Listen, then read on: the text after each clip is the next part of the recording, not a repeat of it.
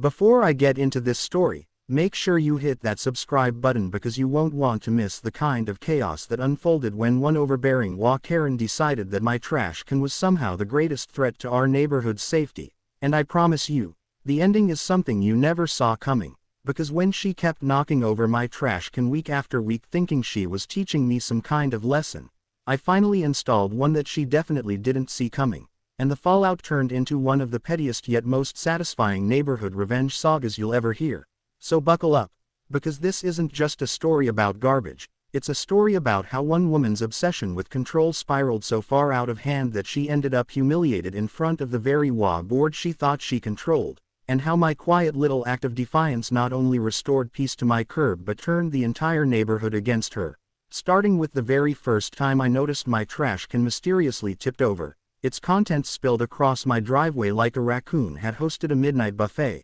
except there were no raccoons in sight, no windy storms, no mischievous kids with baseball bats, just one smug woman in yoga pants, oversized sunglasses, and that permanent scowl of disapproval that screamed, Karen, who lived 3 doors down and had somehow crowned herself as the self-appointed guardian of HOA rules, though none of us actually remembered her being elected to anything. And when I confronted her politely the first time and asked, "Hey, did you happen to see what happened to my trash can?"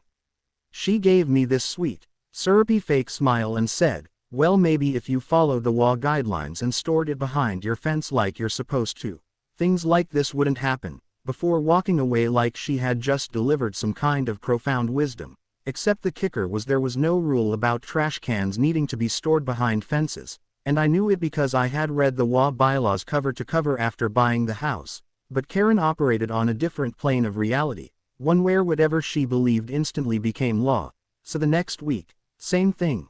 Trash day came, I rolled my can to the curb, truck came in the morning, I left for work, and when I came home, there it was again, tipped over, lid halfway across the lawn, empty but deliberately knocked down, and this time my neighbor across the street, an older guy named Jim who mowed his lawn twice a week like it was a putting green, waved me over and said, "Yeah, I saw her. She just walked right up and shoved it after the garbage truck left, then strutted off like she was queen of the block," and I swear I could feel steam coming out of my ears because I don't go looking for fights. I'm the kind of person who likes to live quietly, pay my dues, mind my business, but something about someone deliberately messing with my stuff just rubbed me raw. Especially when it was done with that smug self-righteous attitude, so I decided to test it, leaving my trash can out one extra day just to see what would happen, and sure enough, by evening it was on its side again, this time a fresh footprint mark on the lid as if she had stomped it over,